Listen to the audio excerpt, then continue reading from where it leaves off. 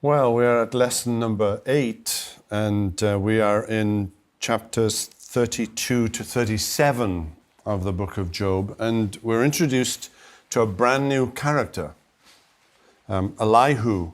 Some people say Elihu. I think I say Elihu, so we're talking about the same person. The three friends, Zophar and Bildad, and the third one, whose contributions have amounted to nothing. Eliphaz, Bildad, and Zophar have exited stage left, and a brand new, younger man enters. He has been there. He's obviously been listening to the contribution of the three friends. We're told in chapter 32 that the three friends, ceased to answer Job because he was righteous in his own eyes. And then Elihu, the son of Barachel, the Buzite of the family of Ram, burned with anger. He burned with anger at Job because he justified himself rather than God. And he burned with anger also at Job's three friends because they had found no answer. There's a lot of anger here. And anger is probably not the best place to be in counseling somebody like Job. So there is that issue to bear in mind.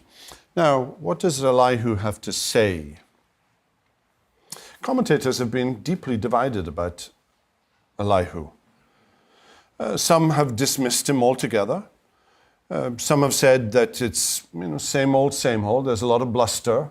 He comes in accusing the three friends of having failed to say anything, and he fails to say anything himself. It's just a repetition of the same point of view, that suffering is punishment, that suffering is reaping what you have sown, no more and no less.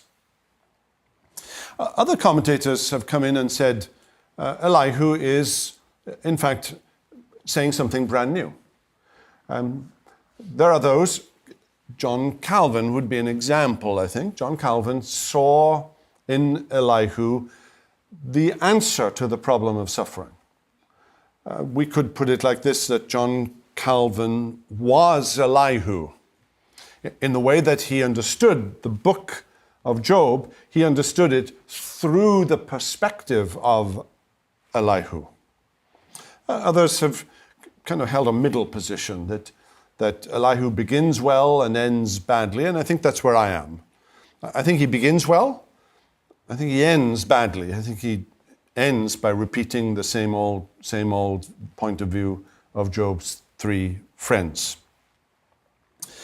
These 6 chapters, chapters 32 to 37, contain 4 speeches that Elihu makes. And they are, in a sense, a summary of Elihu's contribution to the problem of Job's suffering. And I want us to think through what it is that Elihu has to say. There's a key verse or two in it, and if I were to single out one particular verse from Elihu's contribution, it would be chapter 34 and verse 12, where he says, "Of a truth, God will not do wickedly, and the Almighty will not pervert justice." Whatever the answer to the problem of pain and suffering is, it cannot be an answer at the expense of the character of God. It cannot be at the expense of the justice of God, of the integrity of God, of the righteousness of God. He's not going to bend the universe, or for that matter himself, out of shape just to comply with Job's particular case. Job must fit into the character of God. So this is a truth. It's an uncompromised truth. It's a truth that cannot in any shape, way, or form be altered in order to understand what's happening to Job. Of a truth, God will not do wickedly. So there's the character of God, but there's also the love of God here within that character. God will not do wickedly. The answer to the problem of suffering is not the Islamic answer. God is sovereign but not good, not necessarily good. That's at the heart of Islam. God is sovereign, the will of Allah and so on. But goodness is a commodity that is subservient to that sovereignty. He is sovereign, but he's not necessarily good. No, God will not do wickedly. God cannot sin. Everything that God does, he does out of a principle of the character of his goodness. But he will also do justly. The Almighty will not pervert justice. Everything he does is just. Now, if we were to ask ourselves the question, what is it that Elihu contributes to the problem of suffering, the problem of pain? And I would suggest he does two things. And both of them are subsumed under a principal thing, namely, Elihu sees suffering as instructive, educative. That part of the reason for suffering, part of the reason why God permits pain in our lives is because he wants to teach us something. Now, Job, we've already been given by God an assessment of Job's character. He was a godly man. He shunned evil. He was, in every way, a model believer. God has said that. And we can't undo that. We can't halfway through the narrative say, as it were, cave in to the argument of Job's three friends, that the reason for Job's suffering is because, well, frankly, he deserved it. He is reaping what he has sown. It is an expression of the justice and judgment and wrath of God because of sin. We can't cave in to that argument. We've got to maintain that argument all the way through because God says so in the prologue. But that doesn't mean to say that Job has been sinless throughout the course of the book. We have sympathy with Job when we read him in the opening chapters, but halfway through the book we may be losing sympathy with Job. Ophelia in Hamlet, Shakespeare's Hamlet, thou dost protest too much. You know, there's a protest that people make. They justify themselves, and then after a while, enough already. You protest too much.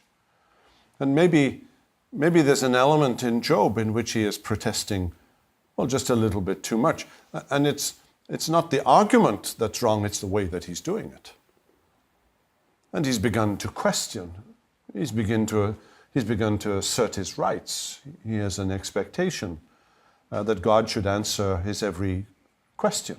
And his expectations are beyond the limit of that which a disciple of Christ should expect.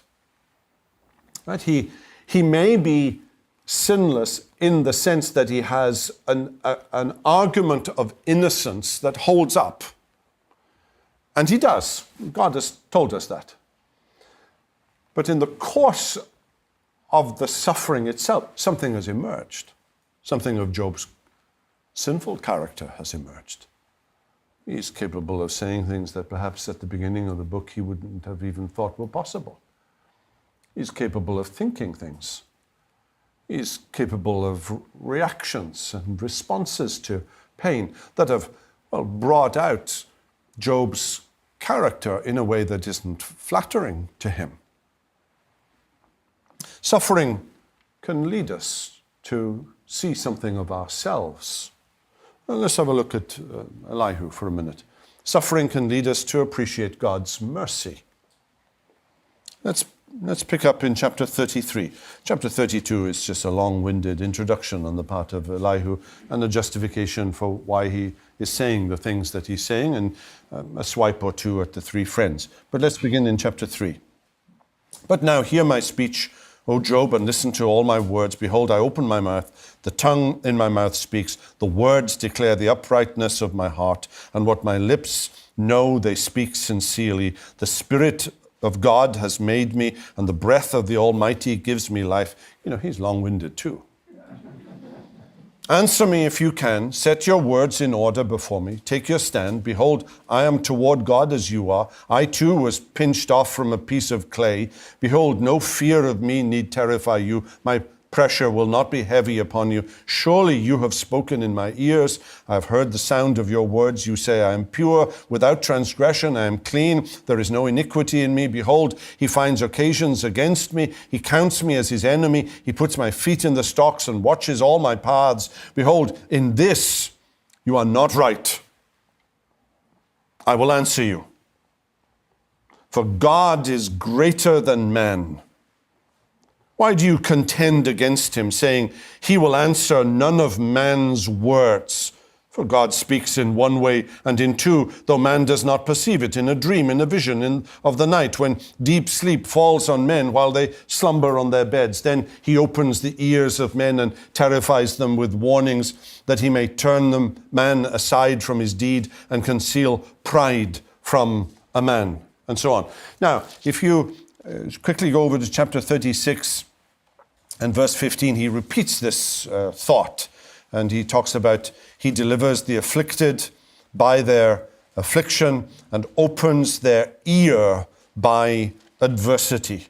Right? In verse 16 of chapter 33, he opens the ears of men, and chapter 36 and verse 15, he opens their ear by adversity. Now, what is Elihu's point? Well, to be sure, he takes a long time to make it. He's very long-winded. He's a man who is a little too sure about himself. He doesn't come across to me as a humble man. He's full of himself. He's young, he's brash. He's aggressive in what he is saying. But pulling all of that aside for a second, what is he saying? He's saying that suffering can open your ears, can teach you things about yourself, can teach you things about, well, what you really are, what you're capable of. There may be no immediate connection between sin and suffering as to the cause of this suffering. In Job's case, the innocent case that Job is making may be valid. I'm not sure if Elihu believes that, but let's take that for granted for a second.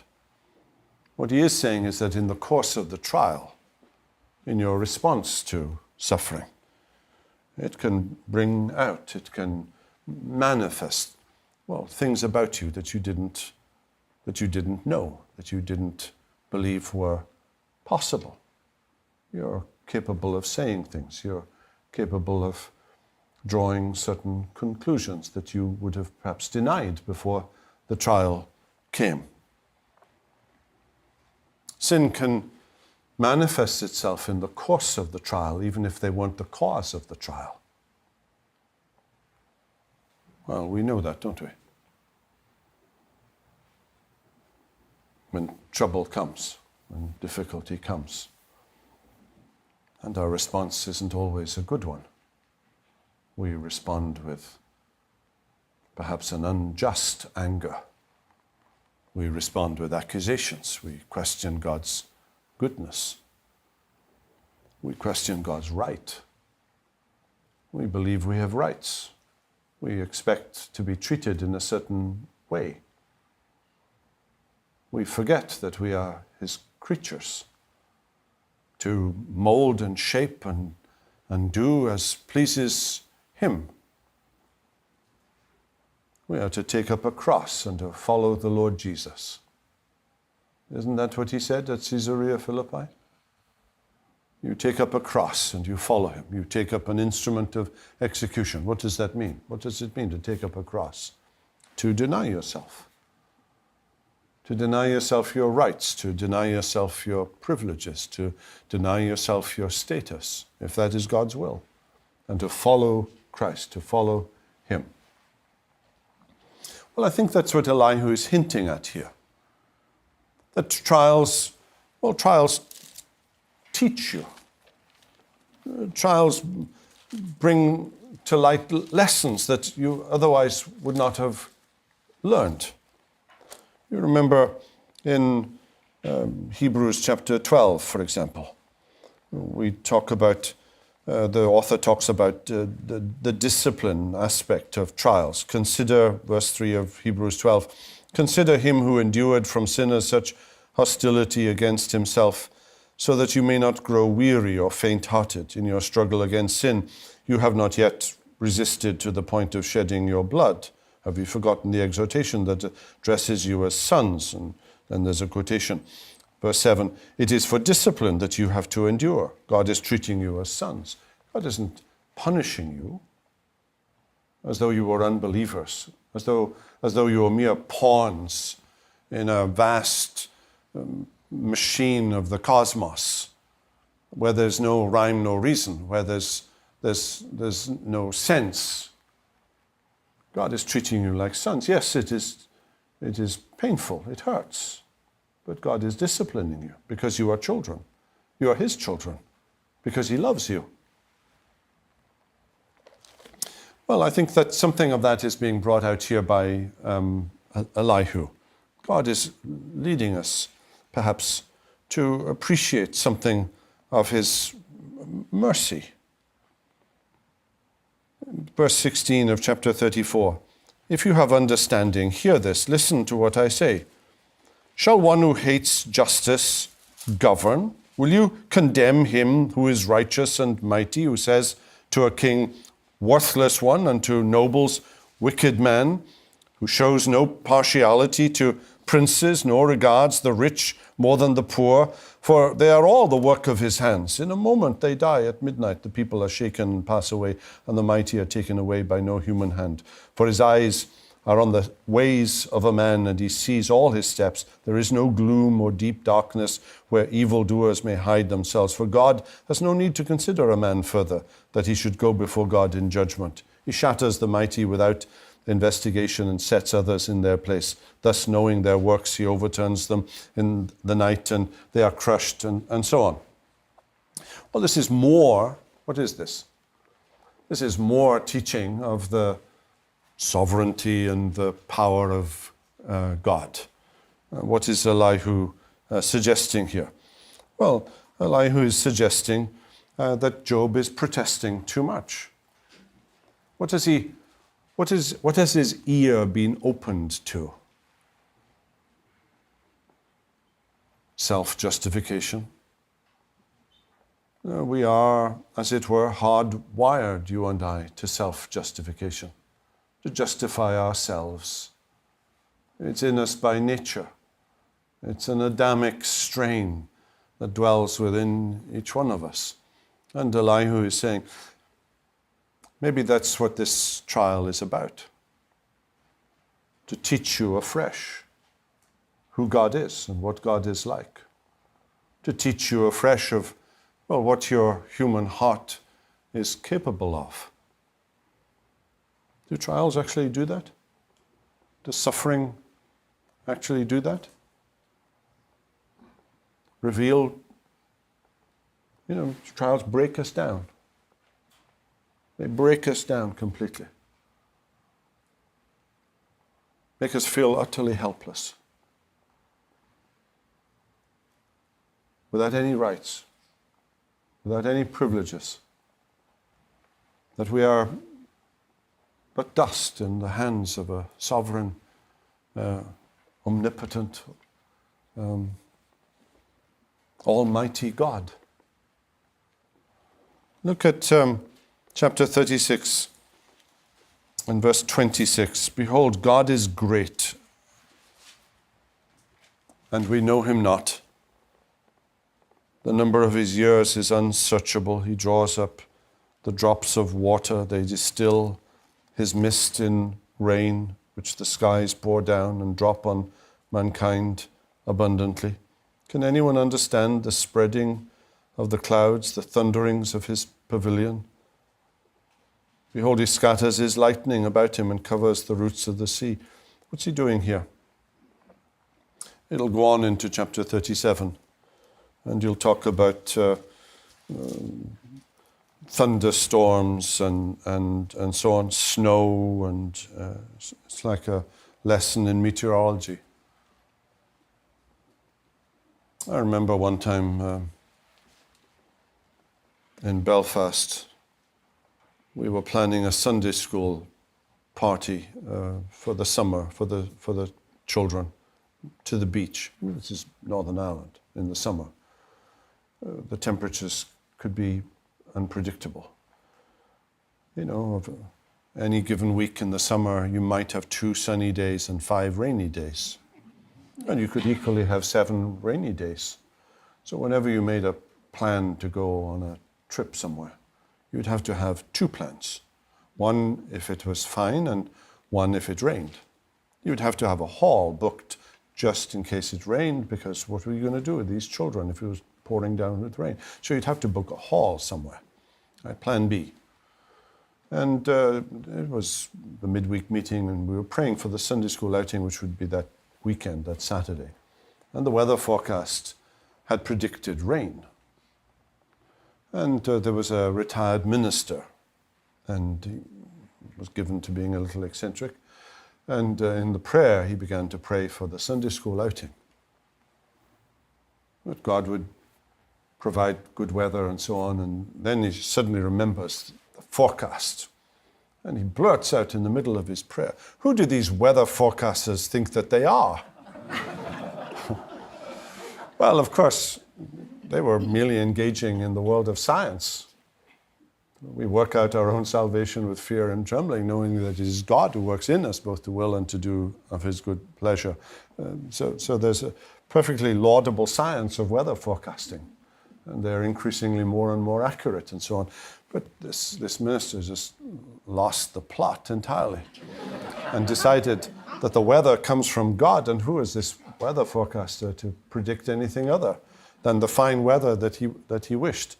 Well, God is sovereign. God is sovereign. God is powerful. Now, did Job believe that? Of course Job believed that. But what are the implications of sovereignty? It means that you don't have a right to have all of the answers. He is sovereign in his disposition of knowledge, in his granting of knowledge to you. There are things that happen that you may not understand, that you may not fathom. I think Elihu begins well. I think in the course of his interjection, he's blustering. I find him brash. I find him a little too much. But he does teach us something new, I think. That pain can be educative, that pain can instruct. Pain can bring a fresh realization of who God is, a fresh realization of what life is. You remember in the previous lesson in Job chapter 28, the question that Job asked, where can wisdom be found? Wisdom can be found in God, in submitting to God, in submitting to his ways. So what can trials teach us? That his ways are not our ways, that his thoughts are not our thoughts. It's not the profoundest lesson in the book of Job. And Elihu doesn't express it, perhaps, I think, in the profoundest of ways. But he does, as it were, bring us to the turning point in the book of Job, which is chapter 38, and which will be the subject of our next lesson together.